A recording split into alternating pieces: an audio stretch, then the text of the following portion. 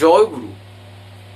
আজকের আমরা এই ভিডিওতে যে টপিকটার উপর আলোচনা করতে চলেছি সেটি হলো ইষ্টভৃতি নিয়ে কিছু কথা, বিশেষ করে দৈনন্দিন জীবনে পালন করার ক্ষেত্রে গিয়ে আমাদের এই ইষ্টভৃতি অনেক ক্ষেত্রেই দেখবেন আমরা সঠিক সময় সঠিকভাবে, বিশেষ করে বাড়িতে যারা সন্তান সন্ততিরা আছে, যারা বাচ্চারা আছে, তাদেরকে দ্বারা এটা আমরা ঠিক সময় করাতে পারছি না।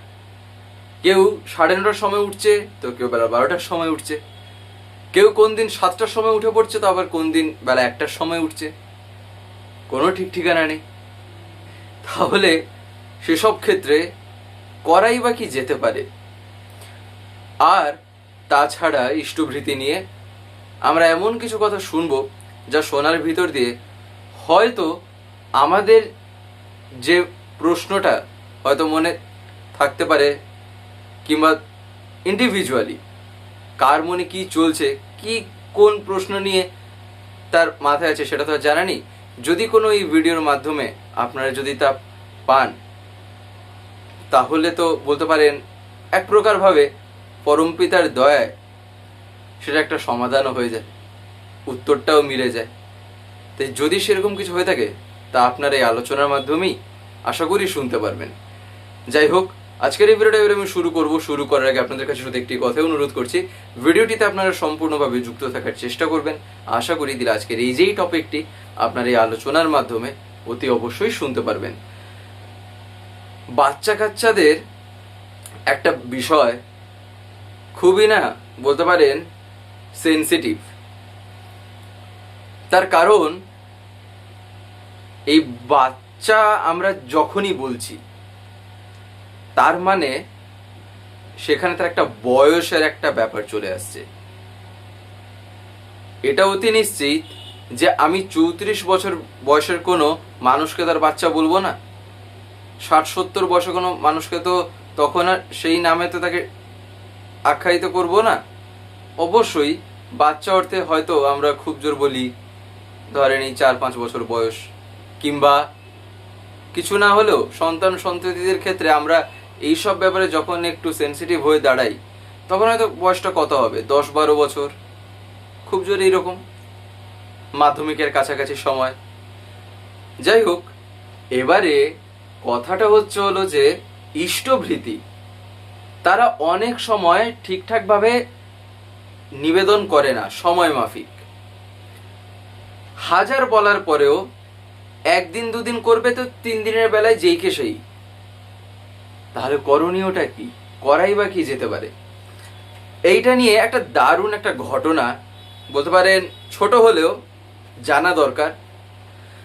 একটা ঘটনা ঘটেছিল, বলতে পারেন পরম পূজ্য আচার্যদেব প্রতিনিয়তই তিনি দয়া করে তিনি যতটুকু সময় তিনি আমাদের জন্য দেন, যতক্ষণ তার কাছে দর্শন প্রণাম আর নিবেদন হয়, তার ভিতরে একটা সময় একজন এসে নিবেদন করেন ঠিক এইরকমই একটা ম্যাটার নিয়ে, এইরকমই একটা বিষয় নিয়ে। তখন পরম পূজ্যপাদ শ্রী আচার্যদেব তাকে বলছেন যে কখনোই বাচ্চাদের, কিংবা সেই বয়স রেঞ্জ আর কি, সেই বয়সী যারা তখন ছেলে মেয়েদের চাপাচাপি করে জবরদস্তি করে ঘুমিয়ে থাকবে, কানটা তুলে নিয়ে এসে ওই জবরদস্তিভাবে ওইটা করানো তখন ততটা কিন্তু প্রভাব দেয় না যতটা সে যখন নিজে সেটাকে বোধগম্য করবে। কথাটার অর্থ কি? দাদা ঠিক তারপরেই একটা কথা তখন তাকে বলছেন। আমি ছোটবেলায় পরম পূজ্য শ্রী আচার্যদেব তার জীবনে কথা বলছেন। আমি ছোটবেলায় যখন ঘুম থেকে উঠতাম, আমার ঘুম থেকে ওঠা মানে এক প্রকার ভাবে কোনো টাইমের কোনো ইয়ে নেই। অর্থাৎ সহজ কথায় বলতে গেলে ইষ্টভৃতি করার যে সময়, তখন আমার ঘুম তো কিছুতেই ভাঙবে না। আমার ঘুমটা ভাঙবে আমার মতো করে। তখন আমাকে কেউ কিন্তু কোনোদিন কিছু বলেনি, না মা, না বাবা, না কেউ আমাকে ইষ্টভৃতি করেনি, কেউ কিন্তু চাপাচাপি করেনি। কিন্তু আমি আমার মতন করতাম। এবারে এই যে আমি করতাম, কিন্তু আমি দেখতাম, হয়তো আমি শুনেছি, জানি, যখনই উঠেছি দেখেছি যে বাবা মা তারা কিন্তু যখন করার কথা তারা তখনই করেন। কিন্তু সেটা দেখে আমার সাবকনসিয়াস মাইন্ডে সেটা কিন্তু ছিল, সেটা থাকতো। তবে সেটা হয়তো পরবর্তীতে কোনো কালে হয়তো আমায় সেই জায়গায় হয়তো কোনো একটা আভাস আমি হয়তো যদি পেতাম বা বুঝতাম। তবে তার আগেই একটা ঘটনা ঘটে। তা হলো, আমি একটা জায়গায় পড়ি, সেখানে লেখা আছে সকালে ইষ্টভৃতি নিবেদন না করলে সেই ইষ্টভৃতি করা সার্থক হয় না। একদম পরম পূজ্যপাদ শ্রী আচার্যদেব তখন এই কথাটা তাকে বলছেন।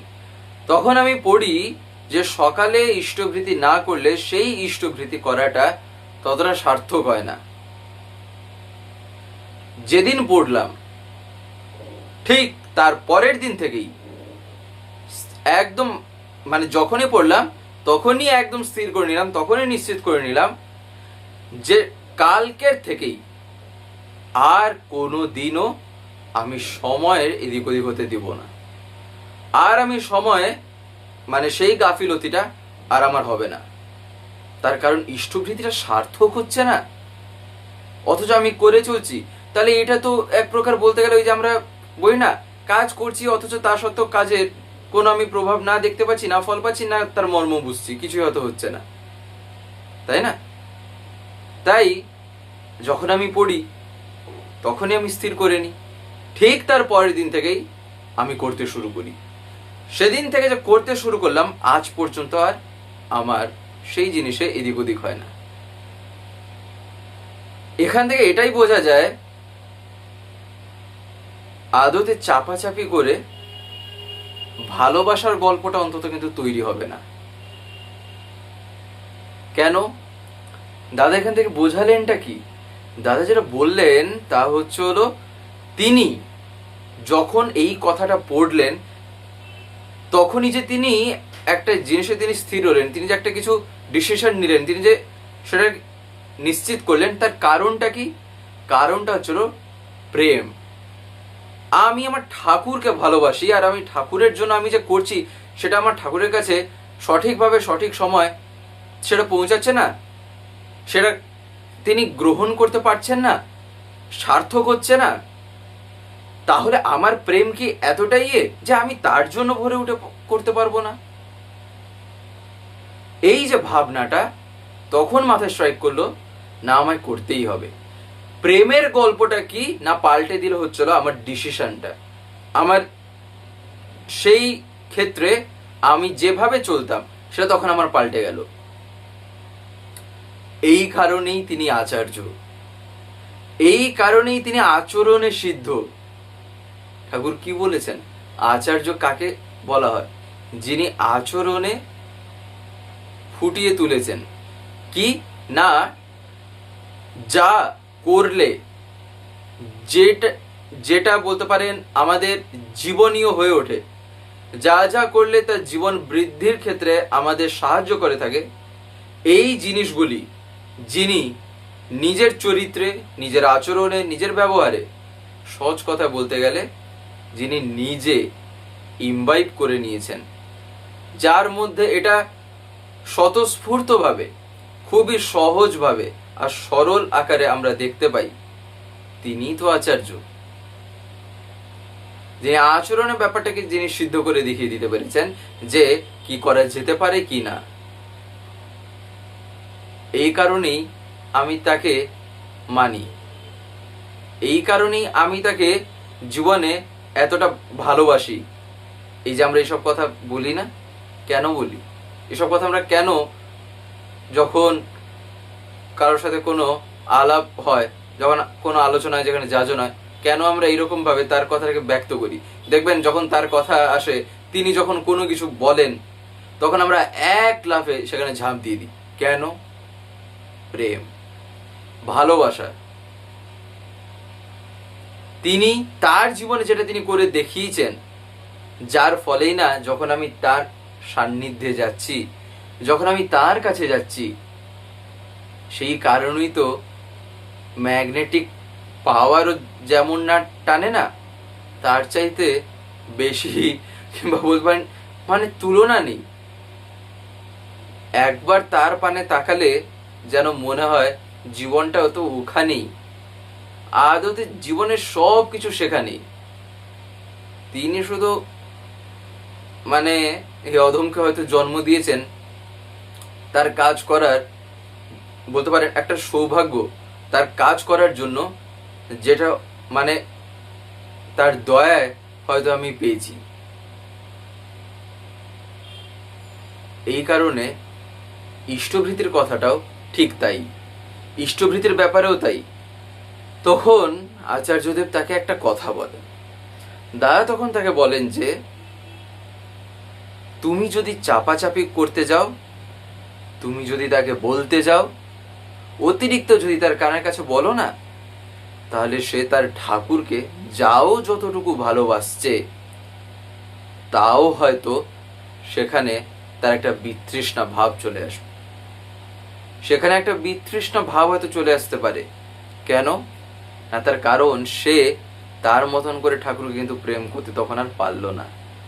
আর প্রেমের তো কোনো ভাষা নেই, প্রেমের তো কোনো শেপ বা তেমন কিছু আছে? প্রেমটা তো একটা স্বতঃস্ফূর্ত জিনিস, যেটা নিজের অন্তর থেকে আবেগ উচ্ছল হয়ে তা বেরিয়ে ওঠে। তাই তুমি যদি কিছু করতেই চাও, তাহলে তুমি নিজে সেই রকম ভাবে করতে থাকো আর চলতে থাকো। তার উপরে যা প্রভাব পড়ার ঠিকই পড়ে যাবে। সে যখন তার মনে যা আসার কথা সে ঠিকই আসবে। তাকে তার মতন করে ভালোবাসতে দাও। তার কারণ ভালোবাসার জগতে কখনো কেউ জবরদস্তি কিছু করে সেখানে সফলতা পায়নি। প্রেমের গল্পটা, ভালোবাসার গল্পটা কিন্তু সম্পূর্ণ নিজের ব্যক্তিগত ব্যাপার, একদম নিজের, বলতে পারেন সেক্ষেত্রে বোধ কাজ করে আমি কেমন করে তাকে ভালোবাসবো। এবারে সেই ভালোবাসা সেখানে ততটুকুই সার্থক যেখানে সে যাকে ভালোবাসছে সেই তার সেই কথা, তিনি যা পেলে খুশি হন, তিনি যা করলে তিনি খুশি হন, তখন সে চাইবে সেইগুলো করার জন্য। এই জিনিসটা যে বুঝবে, তখন সে আপনা থেকেই তখন কি না নিজের জীবনটাকে দেখবে যে আমি যা যা করছি, আমি যা যা ভাবছি, আমি যা যা মানে তার জন্য আমি যা করছি, যেভাবে করছি, সেটাকে আদৌ তার বলা মাফিক হচ্ছে নাকি আমি আমার মতো করে করছি। তিনি ইষ্টভৃতি করতে বলেছেন, ঠিক আছে, তিনি যখন করতে বলেছেন সেটাও ঠিক আছে, কিন্তু এবারে আমি কি করছি? তিনি ইষ্টভৃতি করতে বলেছেন, আমি করছি আমার মতন করে, ঠিক আছে, সেখানেও জবরদস্তি করতে নেই, অন্তত করছে তো। কত তো এমন হয়তো আছেন যারা করছেনই না, জানেনই না। সে যে অন্তত করছে, তাকে সেই জায়গায় প্রশংসা করতে হয়, সেখানে তাকে এমনভাবে প্রশংসা করতে হয়, সেখানে তার অ্যাপ্রিসিয়েশন এমন করতে হয় যাতে সে মুগ্ধ হয়ে তার ভালোবাসাটা যাতে আরো বেড়ে যায়, তাই না? কাউকে যদি উৎসাহ করার ক্ষমতা যদি না থাকে না, অন্তত পক্ষে তাকে ডিমোটিভেট যেন আমি না করি। কেউ যদি কোনো একটা কাজ করছে, যে কাজটা যেমন তেমন করে হলেও তার জীবনীয়, সেক্ষেত্রে তাকে টোকা না মেরে, খোঁচা কথা না বলে, ওই খোঁচা মেরে মেরে কথা বলাটা মানে মানুষের এমন একটা প্রকৃতি, একটা নেচার, যেটা মানে একদম একটা, বলতে পারেন বদগুণের একটা অন্যতম শ্রেষ্ঠ একটা জিনিস।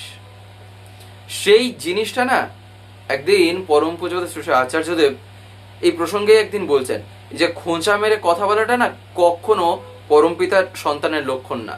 কখনো ঠাকুরের মানুষ যে তার কখনো এই লক্ষণ হবে না যে খোঁচা মেরে সে কথা বলবে।